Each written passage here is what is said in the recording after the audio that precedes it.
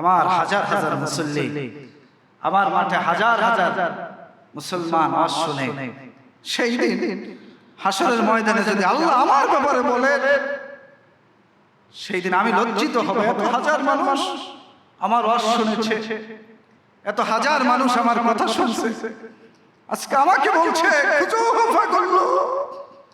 ধরো জাহান্নামে ফেলে দাও।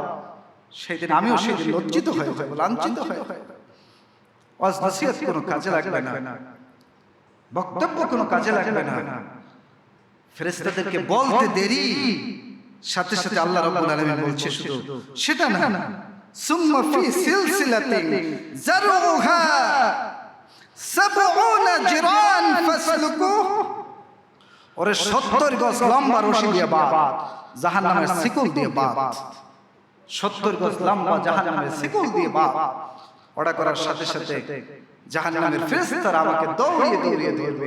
এখানে মুফাসসির বলেছেন যে আল্লাহর কাছ থেকে আমি পালানোর জন্য দৌড় দিব, আল্লাহর কাছ থেকে সরে যাওয়ার জন্য দৌড় দিব।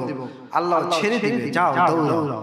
যখন বলবে খুজুহু ফাগুল্লু, ওকে ধর বাঁধ, সুম্মাল জাহিম সাল্লু, তাকে ফিরে দে জাহান্নামের দিকে।